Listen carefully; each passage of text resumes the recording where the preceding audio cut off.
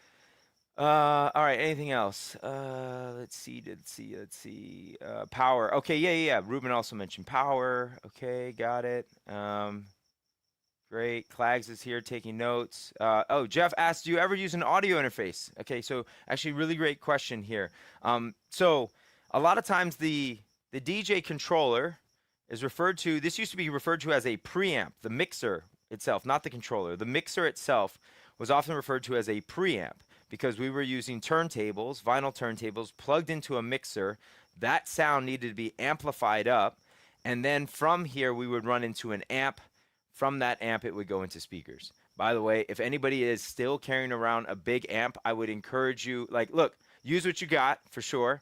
However, there are better solutions, and your back will thank you, and will thank me for suggesting this to you. But nowadays, most modern day speakers, the amp is actually built in, at least, at a DJ level. Most of this, the amp is actually built in to the back of the speaker. So it's all in one now. But when it comes to this, that helps amplify the sound, right? So if I'm going out of let's say my Flex 4 here, the one challenge with the Flex 4 is it has a really low output. So, but if I'm going into a QSC K12, the K12 and the amp that's in the K12 will make up for some of that. That'll be all good. However, if I want to get even a little bit more of a boost here, and also just kind of provide another option, I could put a mixer in between this. So I could go from the Flex 4 into a small mixer, from this mixer into the K10 or the K12 or whatever it is, right? So I could use a smaller mixer that I'm rolling out of the Flex 4. Because for right now, even as I'm talking to you now, and as I'm doing all this here in studio, the Flex 4 is being powered. All these lights are only on because it's connected to my laptop. This is only running off the power of my laptop right now, right? Which is amazing. It's amazing that we have technology like this. But because of that, it doesn't get very loud. It can only get so loud. So by plugging this into something else, like another mixer, it's going to give me a lot more boost. It's going to give me a lot more volume overall. However, the Flex 4 is $329 compared to, a Rev 5, which is over $1,000, or, a Flex 10, which is over $1,500, right? So maybe at this point in time, this is what you've invested in, and it's a good investment. The controller is a good investment. Don't think you need to go out and get the latest and greatest and all the fancy stuff quite yet. My recommendation is to learn how to use it, get better as a DJ, build up some confidence, and then maybe decide, okay, when I reach this level, then I will treat myself to a more expensive controller, which, by the way, I just want to tell you, investing in your education is the best investment, hands down. And I know I might sound like a boring old teacher saying that, but it's 100% true, especially today. All of our technology depreciates so quickly. Case in point, how much is an iPhone 14 Pro today? Not what it was when it first came out, for sure. Your MacBook is completely depreciated. Literally all these controllers, new Rain System 1 that you go out and buy right now, the minute you open that box, that thing has lost value. So I don't, and I'm not saying that that's a bad investment. Investing in equipment isn't necessarily a bad investment, but it is if you don't know how to use it. And you're just buying it because you see it online and it's shiny and it's flashy. I've been there. Believe me, I've certainly been there. I have to really restrain myself sometimes, especially because we're around this so much in our world. Okay. And yes, the Flex 4 also has a power outlet. So you can plug the Flex 4 into power. I should say that. And in fact, you can use that. However, I think when you're using a laptop, I don't really find it super necessary, in my opinion. It's just one more thing to plug in. When you're using it with an iPad or a phone and you're using it for Bluetooth MIDI, then you would want to plug it in. You need to plug it in. Okay. All right, cool. Keep bugging me in the chat if there's a question that I didn't get to, because I want to make sure I'm answering your questions for those of you who are here live. So hopefully that helps, Jeff. But I have to unplug my audio interface to plug in my controller. Wait, let me pull this up. I have to unplug my audio interface to plug in my controller to my sub, or there is a noise. Okay, I think I kind of understand. I know, Jeff, you're on a Flex 6, if I'm not mistaken. The Flex 6 is an audio interface as well. So the thing to remember is every single controller is also an audio interface. So it's competing for resources if you're trying to plug both things into the same computer. So if you plug in an audio interface and you also plug in a DJ controller, they're competing for the same resources. And so that may be an issue. But if you draw it out and send it to me, I'll be happy to kind of walk you through it and help you figure out like how to set that up. Okay, Ruben says, always recommended a used SX2 versus the Flex 10 bulletproof controller that was flagship and has pro audio out. Curious your thoughts. Yeah. Yes and no. I mean, like if you're a beginner DJ, there's a lot of risk involved with buying used. I mean, let's just be honest. You know, not everybody is honest and forthright with what's wrong with a particular controller. And so while a used SX2 might sound like a good deal, you also don't have you can't return it to Amazon. You can't return it to Guitar Center or Sweetwater or one of these companies, right? So there is that downside. Outside of that, though, like, yeah, the SX2 works perfectly fine today and does everything that you need to do. And I think especially if you're on Serato, then great. If you're using Rekordbox, the SX2 is not a good option. So the Flex 10 does work with Rekordbox and Serato and is designed to work with both Serato and Rekordbox straight out of the box. And in fact, actually, the Flex series is a Rekordbox first series, meaning all of this silkscreen overlay, all of the buttons and things like that, the way it's labeled, it's designed to work with Rekordbox first.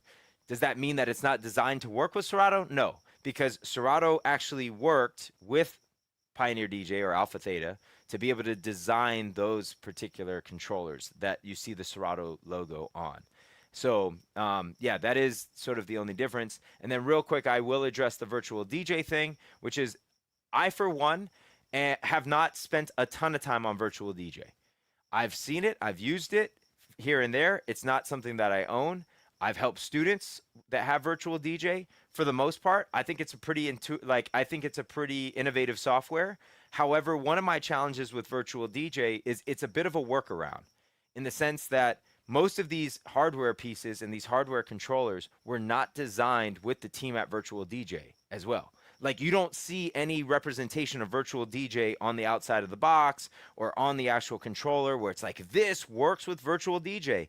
It just does because it's MIDI compatible, and Virtual DJ has built MIDI, like a MIDI layout that works for these controllers, and it works for what it's worth.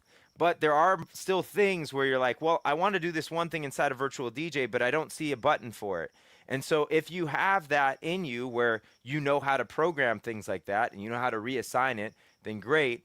But I often feel like people should tread a little bit carefully there too, because when you start moving around the MIDI assign, now all of a sudden things start to break because that function was not meant for that. That was meant for this other thing. And so you just have to be cautious when it comes to that. But yeah, I also don't think that that's bad advice that you just said, Ruben, about the SX2. I just would say that when it comes to used gear, if you are a new DJ, I would be very cautious about buying off the used market unless you really know this person, unless this is a friend of yours, you have a relationship. But I would not go on OfferUp. I would not go on Facebook Marketplace and just buy something random off of some random person. That's just my 2 cents. All right, hopefully that helps. Let's see.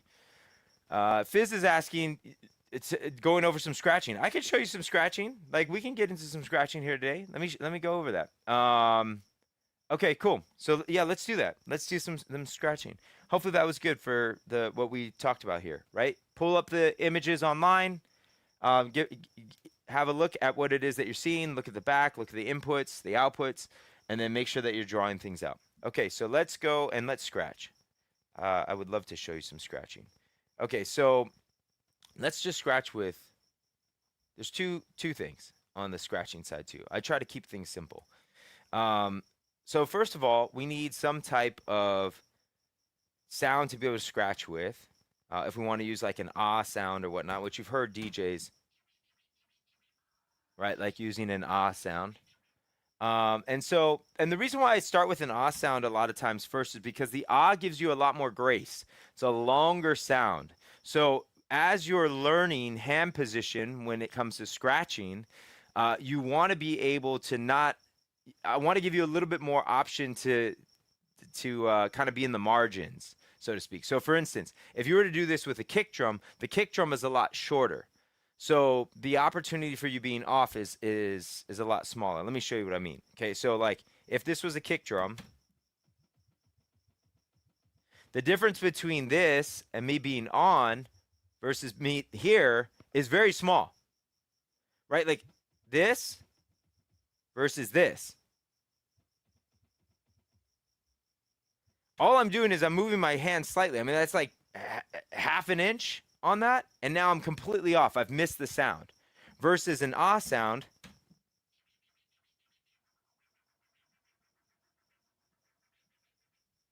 right? Like I'm all the way on this other side. There's a whole, and even though that didn't sound correct, because I want to be at the tip of the sound, even though that didn't sound correct, it still gave me grace where you could at least even hear this. You could still get the timing down of scratching, even if I wasn't exactly on that sound. So I do recommend starting with a sound like the ah sound. We do have some scratch sounds that I can give for those of you who are here. Make sure to email me. Just email me, hapa@thedjcoach.com, and ask me for some scratch sounds, and I'll send you something. And I'll actually send you an exercise that you can do. And in fact, we'll just do this to, let me load up. This is just going to be two of the exact same thing. So on this side, I'm going to use just this loop. So I'm going to, let's loop this. Super simple, just kick. And what I'm going to do here on this is we're going to look at, so I'm at the very, let me zoom in a little bit. I'm at the very tip of the sound. And you'll notice my hand is at 9 o'clock.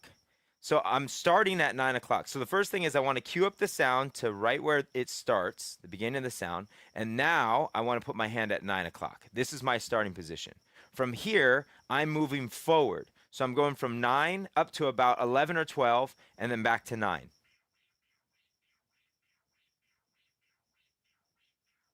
I'm trying to get as even of a sound as possible.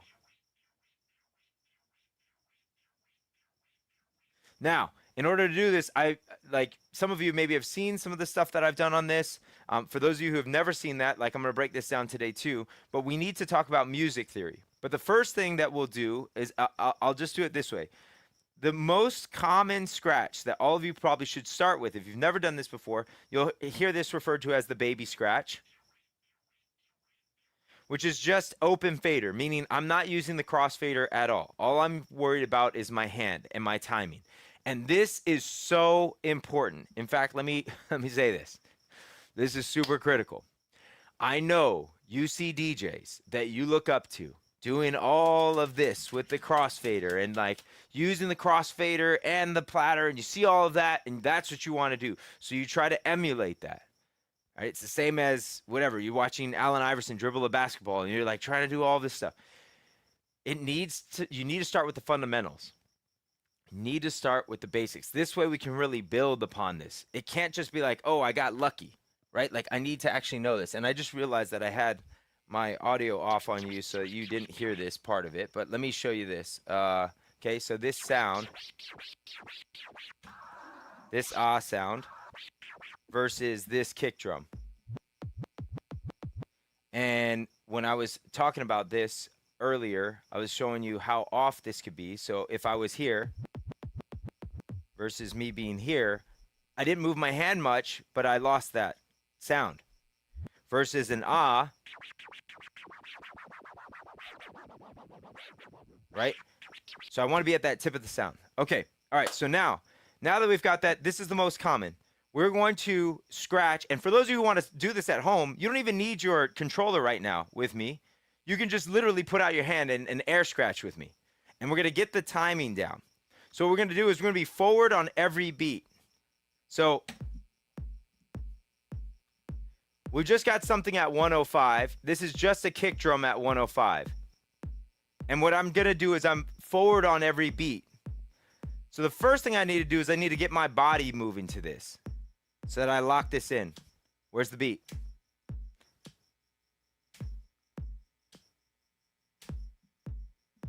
Right? So I need to have the actual beat first locked into my body. Okay, now I'm going to do forward on every beat.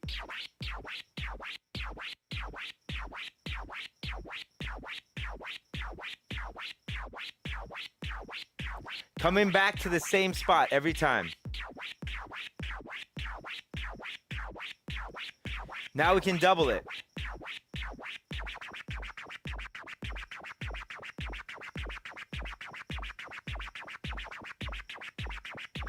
Back to the eighth.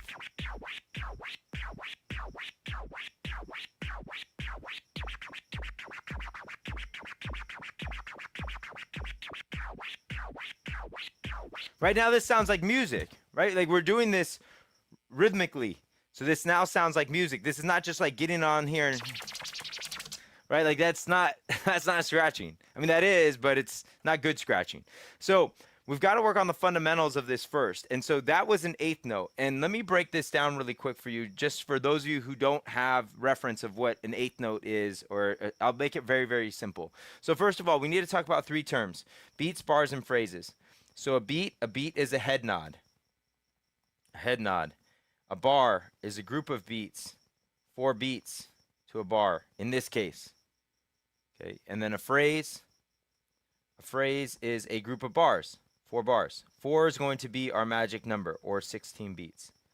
I've got a nice cleaner visual than my chicken scratch writing here that I can share, but that's all right. Hopefully that makes sense. All right, so now what I want to do is I'm going to draw out what a full phrase looks like. So 1, 2, 3, 4, 2, 2, 3, 4, 3, 2, 3, 4, 4, 2, 3, 4. So this could be said 3 ways.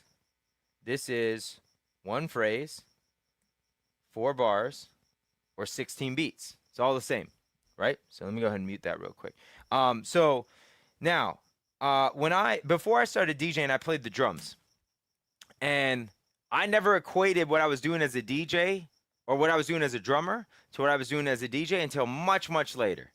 By the way, shout out to somebody that really helped me with that, which is DJ Shorty. DJ Shorty, for those of you who don't know, is also an incredible DJ educator who's out there and just a phenomenal DJ. But Shorty was actually one of the people that I hired when I was at Scratch DJ Academy in Los Angeles. She was one of the people that I hired to come in and do a scratch class, her and her husband, DJ Faust. And Shorty really helped me understand that what I was doing as a DJ was what I was doing as a musician as well. And so on the drums, whole notes on the drums would be you'd have a right drumstick and a left drumstick. On the turntable, it's the same. I've got a forward and I've got a back. And so in the most simple sense, it's the same thing. We've got 2 options: right, left, forward, back. Same idea. So on this, whole notes on the drums looks like this. Right, 2, 3, 4, left, 2, 3, 4. Right, 2, 3, 4, left, 2, 3, 4. Whole notes on the turntable looks like this. 2, 3, 4, 2, 3, 4. Forward, 2, 3, 4. Back, 2, 3, 4. It's the same idea. So if we go back to this whiteboard, this would be forward 2, 3, 4, back 2, 3, 4. Forward 2, 3, 4, back 2, 3, 4. Now this would be a whole note. So a half note. Let's talk about half note real quick. Forward, where's my back go? My back goes halfway. Forward 2, back 2. Forward 2, back 2. You get the idea. Quarter notes. Forward, where's the back go? Goes on the next beat. So quarter notes would be forward, back, forward, back, forward, back. Eighth notes would be there'd be a forward on every beat. So it'd have a back in between here. And then 16ths would be even closer, right? So I've got basically 4 sounds on every beat, or in between every beat. So if I were to just look at whole 1 bar, and I look at 1 bar, how many sounds are in 1 bar of whole notes? Well, there's only 1 sound. How many sounds are in 1 bar of half notes? 2 sounds. 4 sounds, 8 sounds, 16 sounds, right? So if I had something that was 30-second notes, this would be 32 evenly spaced sounds over 4 beats, right? Over 1 bar. That's how that would go. And if I had 2026, like this would be the same idea, same concept, but it would just sound like noise. It would just be like that's all it would be. But same idea. So I want you to understand that part. So let me play all these for you. Let's go through this. And if you want to air scratch with me, you can. So I'm going to get my sound. 1, 2, 3, 4, back. That was whole notes. Half notes. 2, 2. Quarters. 8s. 16ths. Whole note. 2, 3, 4. 2, 3, 4. Right? That's it. We played all those notes. All those notes. We just did that. So this is basic music theory. Now you're wondering, like, okay, but coach, I'm not just gonna scratch like this and put on just a beat and just do, that. Well, when I take that and now we sort of mix and match things, this can have so many different variations, even without the crossfader. Even without the crossfader, this can be something. Later on, you can incorporate the crossfader. And what the crossfader basically does, just to explain it really quick, is if I'm all the way over here, I'm not hearing anything on this side, right? You don't hear anything.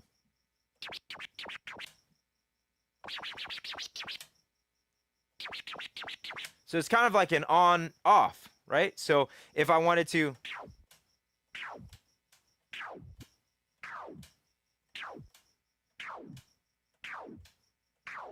Now you're only hearing the forward, right? And that's the idea, is that I can use this to cut the sound, or, something like a transform.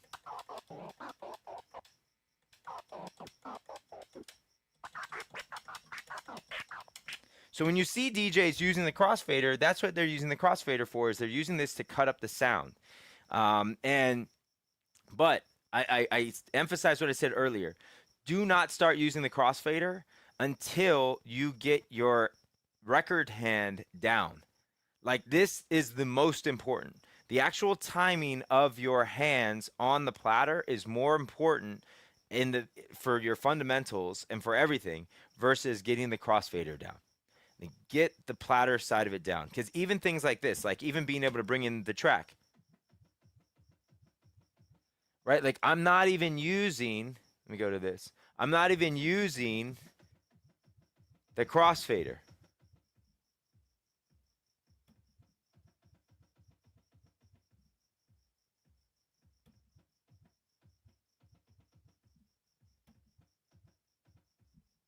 I'm not even using the crossfader. This is me being able to be comfortable on my hand. And by the way, comfortable with your right hand and your left hand. So if I were on this side, I would have my right hand at 9 o'clock. This side would have my left hand at 9 o'clock, open to the crossfader, right? So I'm open to the crossfader so that I'm not having to cross my hands. I'm not having to do one of these, right? And you'll see DJs crossing their hands, and a lot of times that's simply because that's the way that they've now practiced and they've built in that habit. But most people that are crossing their hands will tell you that they wish they didn't have to do that. They wish that they would have learned earlier on how to separate their hands and how to be actually open to the fader in this particular way versus having to cross over their body in this particular way. Cool. So hopefully that's helpful. A little bit of scratching. This can go deep. Scratching can get very, very, very deep. And in fact, for anybody who still email me, for anybody who is interested in going deeper on scratching, we do have like a hidden scratch class that we have.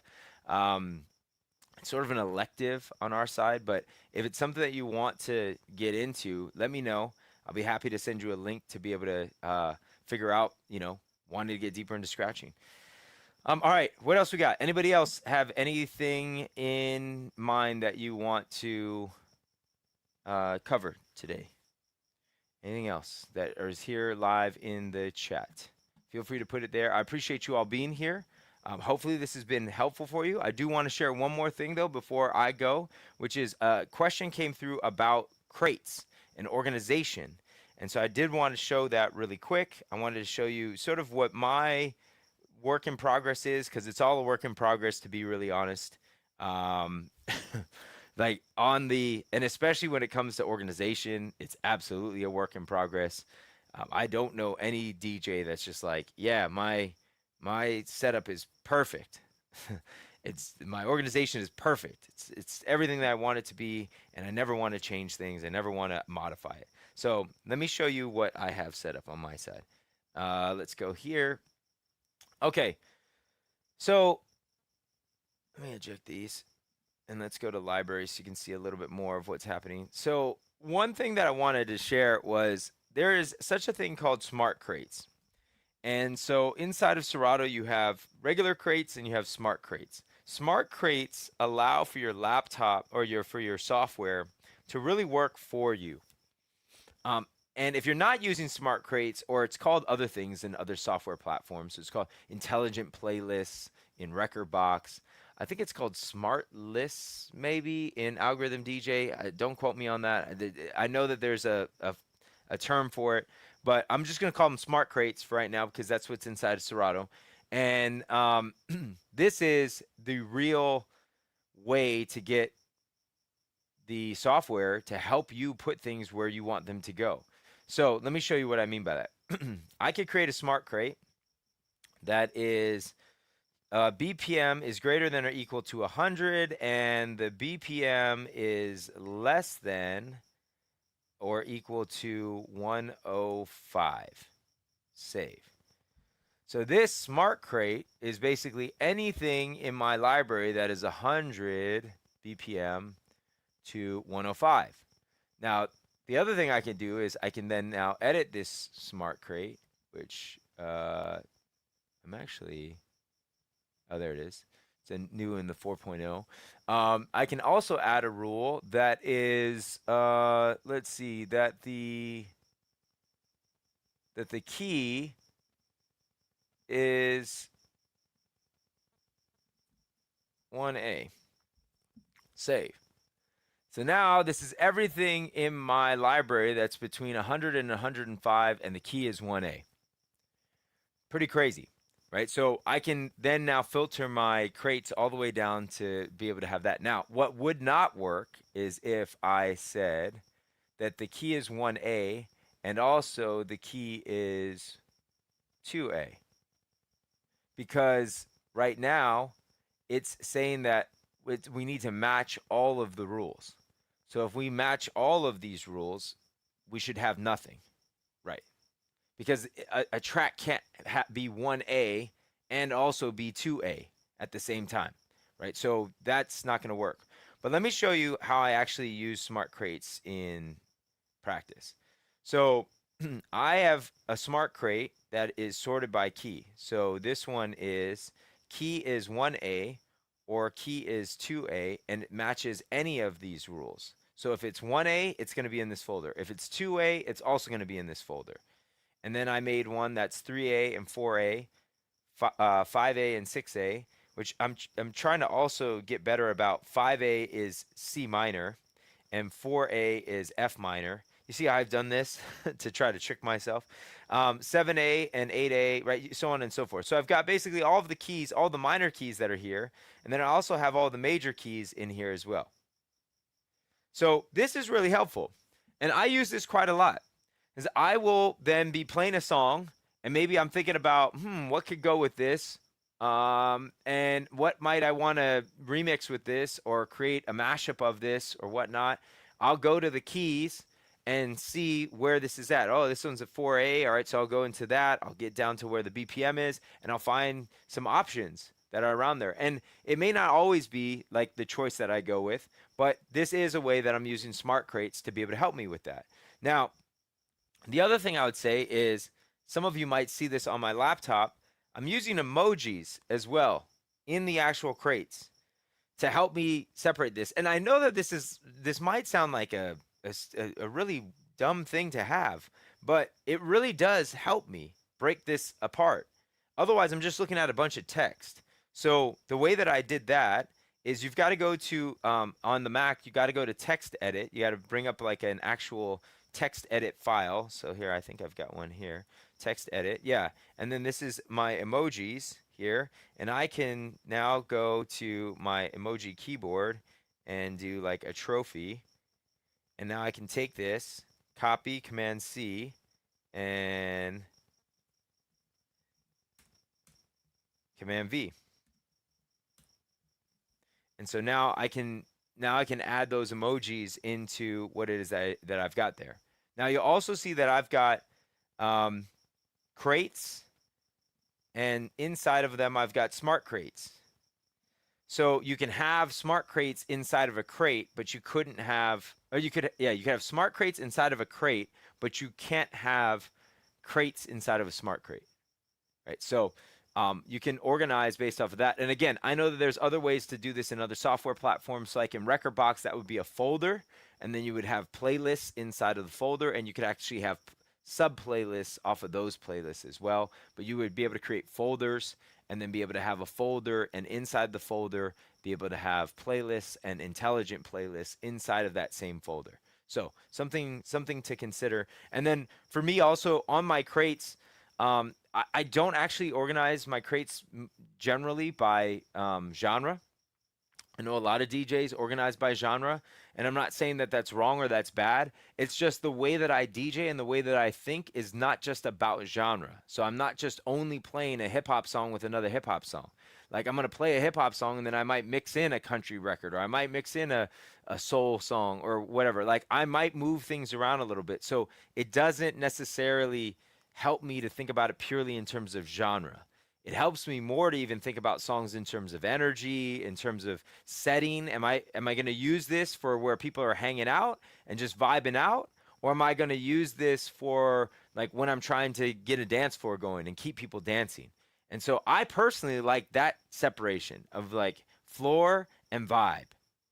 And I'm trying to go through my laptop to try to separate my music into those two different categories. Like, where would I play this song? Is it more for where I have got a dance floor, or is it more for when I'm trying to set a vibe? And those are going to be really my two big categories. Do I go left? Do I go right? Is it red? Is it blue? Like, which way do I go? And then based off of that, then I would organize in that space, of like what else can go with this in that space. So hopefully that helps. Again, there's no perfect setup.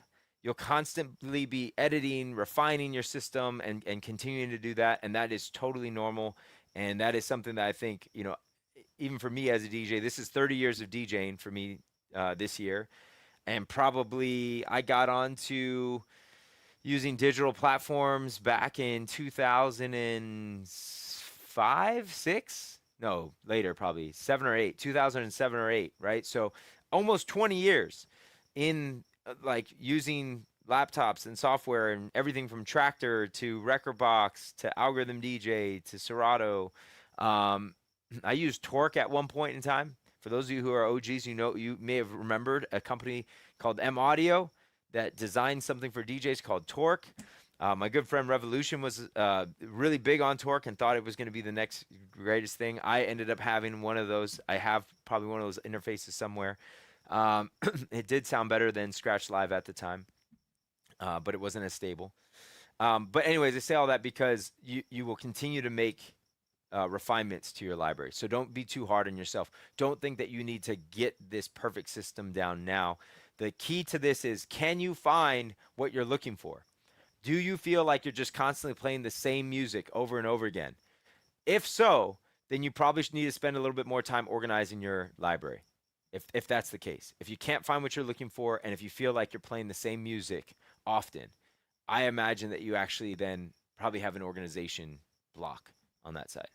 All right, let's see. Reels of Steel 4795 on YouTube is asking me, talk about upgrading laptops and what to look for. Good question.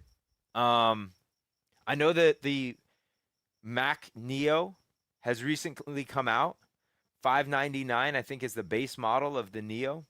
$699, something like that. I think the 256 is $599. I think the 512 is $699. Incredible deal for a sub $1,000 laptop, especially a Mac. Will it run Serato? I've seen different friends in the YouTube space post up things about the Neo. I've heard It's not a good purchase for a DJ. It is a good purchase for a DJ. I don't know. I'm gonna go out and get one hopefully in the next week or so just to be able to figure out and test out. Will it actually work? Is it stable? Does it feel good? I've also heard that the combination of that and Algorithm DJ on the Mac seems like a good bet simply because it's using an iPhone chip and Algorithm DJ was designed to work flawlessly on an iPhone. So maybe for those that are using Algorithm DJ, that might be something. But to answer your broader question of what should you look for in a laptop, number one, I think you need to be really considering RAM. Like RAM is really important today in our space as a DJ. So I think the recommended specs are 16 gigs of RAM, which I know the Neo doesn't have. I think the Neo has 8 gigs of RAM, but I've been told that the way it's built off the new chip, that it seems fine, whatever. I personally would feel a little bit more comfortable though, probably with 16 gigs of RAM myself. So you probably want a minimum of 16 gigs of RAM.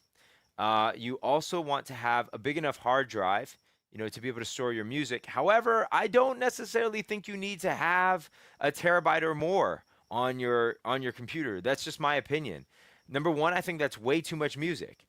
And if you have more space, for those of you who have a big house, you know that you can actually accumulate more stuff in that house. Like just because you have a big house doesn't mean that you would have more space. You'll fill up that space, right? And this happens a lot to people. And the same thing is true of digital storage. So if you have more space, it doesn't necessarily mean that then that would be a good thing. So I actually think having a smaller hard drive like a 512 would actually be kind of a sweet spot, in my opinion. And then, you want to make sure that you've got good USB ports, right? So you want probably at least a minimum of 2 USB-C ports that you would be able to use. I personally also, like for my needs, I like to have an HDMI output, which is how I can then do things like this of being able to share my screen with you guys because I've got an HDMI running straight out of my laptop. But, there's other ways around that too. There's all sorts of things that you can do with that. But that's what I would look for. I know that there's sometimes people who have the school of thought where maybe you'd have a dedicated laptop specifically for DJing, and then you have a laptop for your everyday use. Depending on your lifestyle, that may or may not be a good idea. For me, as somebody who moves around a lot, yes, I have my studio, but I'm traveling a lot. I don't want to carry 2 laptops with me. So to be able to have my one laptop that I know can not only be used for DJing and is great for DJing, but I can also use to be able to do all sorts of everyday tasks and everything else that I sort of need to do. That's what I'm looking for in my machine.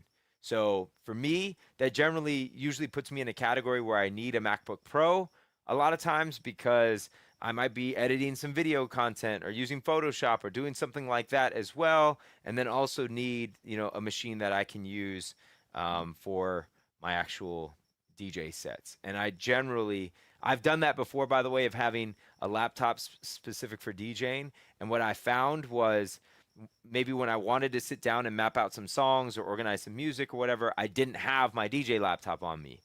And it was like, and then there'd be times where, I'm like carrying around two laptops for no reason, sort of on that end. Things to consider. I also know I talked a lot about Mac, but PC offers some great solutions as well. Like I don't think that you have to be on a Mac at all. Like I think that that's completely false. There are a couple of reasons why a lot of DJs prefer Mac. One of the reasons is that there's sort of this. It's easier to install drivers, and a lot of times the drivers come preloaded for the Mac version of the softwares that we're using versus PC does not.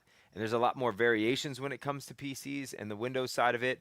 You do generally get more bang for your buck when it comes to a Windows machine, but find something that works for you. And these days, I think we're getting closer and closer to also laptops not necessarily being the go-to.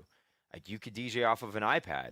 And I know people who DJ off of an iPad Pro. I've got an iPad Pro over here. I love it. That's not my main DJ setup. However, as a backup, it's great. And at some point, maybe it does become, a full-time thing. It's touchscreen, so it's good on that. And yeah, it has certainly enough power to be able to run the software that we need to go with. The one downside is you obviously can't run Serato on an iPad. But Rekordbox Mobile is a great solution for iPad. Also, Algorithm DJ is phenomenal on the iPad. So things to consider. Hopefully that helps. And Reels of Steel, you're asking, oh, I got an M5 for Serato. It came running Tahoe, so I had to do some work to get it to work. Okay, yeah, got it. And then MacBook Air. Yeah, okay, cool. Yeah, I think some of this stuff too. The nice thing about, I think we were talking about this the other day. The nice thing about buying something, new from the store is you can take it home, you can try it out. Does it work for the things that you need? Most of these stores, they've got a return policy. If it doesn't work, don't get stuck with it. The computer's a big investment. Your laptop's a big investment. Maybe you thought like, oh, I'll get the cheaper one, and then you get home and you plug it in and you're just like, man, 8 gigs of RAM is just not doing it. Okay, I thought, I read some reviews that said it would be fine. It doesn't seem to be fine. Like I, now have some second thoughts. I'm willing to invest a little bit more money into this laptop. I'm going to go out and get something that has a little bit more power in it. That's cool too. Like use that. Like that's a part of your rights as a consumer, right? Like utilize that. The other thing though that I'll say is also keep in mind that the laptop you're buying, I hate to say this because it really does bug me that this is true, but it just is what it is. The laptop you're buying right now is not going to last you forever. In fact, it probably will last you 3 to 5 years. Sometime in that 3 to 5 years is going to be time for you to upgrade. So just keep that in mind too. If you're dumping so much money into a machine that it's like your thought is this is going to be my forever laptop or this is going to be something that lasts me for 10 years, you're fooling yourself. Things are going to be updated. Like technology gets outdated very quickly today. So think about it. Think about all of the releases that we've had in even the Mac line from over the last 3 or 4 years. Like we've gone from M1 all the way to M5 in 3 years, literally in 3 years. Like the laptop I'm running right now is an M1 Pro. Like this is the MacBook Pro M1 Pro chip. Works great. Love it. I also know that I'm at like the 4-year mark, I think, on it. So I'm like shopping around. I'm waiting for deals. Maybe when Black Friday comes around or maybe like some big like sales, I'm keeping my ear out. I'm keeping my eyes out for other options because at some point I do recognize that I'm going to need to reinvest in my laptop and get a new version of whatever is out. So, and then on the operating system side, this is going to sound very techie and nerdy, but come with me for this. Like when the best case scenario or the best rule of thumb here as a DJ using software, do not upgrade your OS when it comes out. Your OS is your operating system. So when Mac sends you this thing that says, oh, there's a new operating system, upgrade to this new operating system. We have all these new features and this and that. I generally stay 2 behind. I don't get to the new one quite yet because there's still things that need to get worked out. So sometimes you'll run into compatibility issues with DJ software because if you're on the latest operating system and it hasn't been fully fleshed out yet with the software company, you're going to run into some issues and some compatibility issues. So and usually that gets worked out in a matter of weeks. But especially if you've got a gig coming up or something like that, please do not upgrade to the latest OS. Don't do it.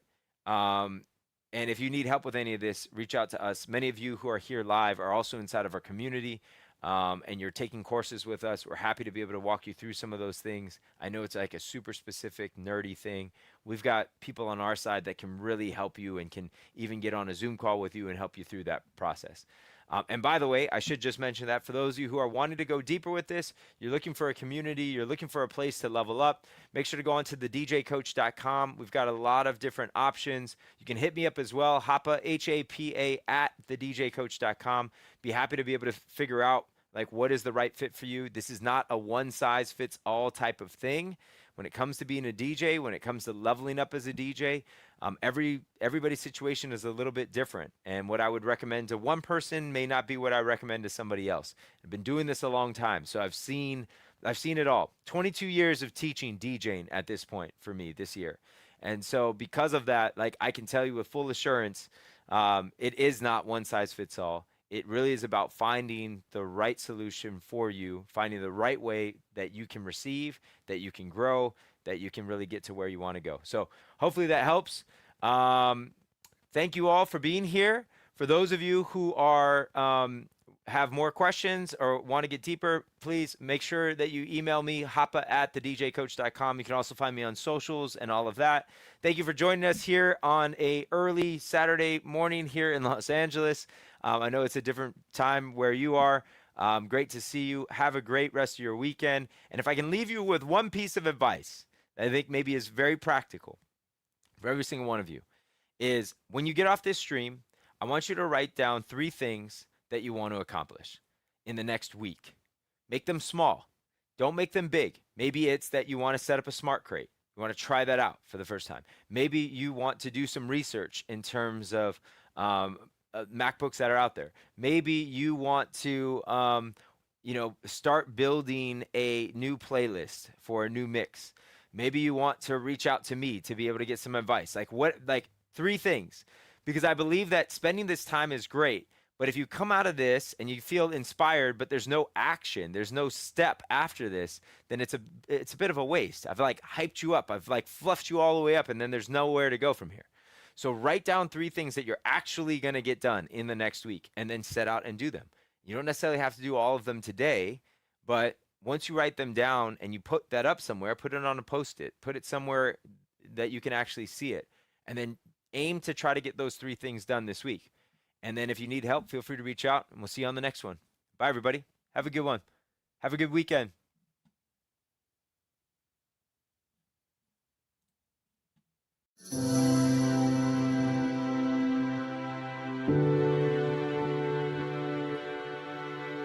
I'm here to empower and inspire the next generation.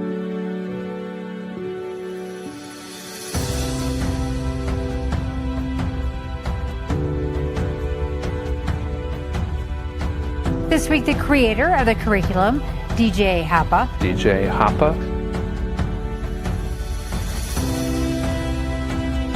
Sometimes you are given something and it is really your job to figure out, do I take this as is, or do I try to find what lies beneath? I am so grateful and so blessed to have been able to do so many amazing things through my career and through my life. But the biggest blessing is getting a chance to wake up every morning excited to see what God is going to do through me next.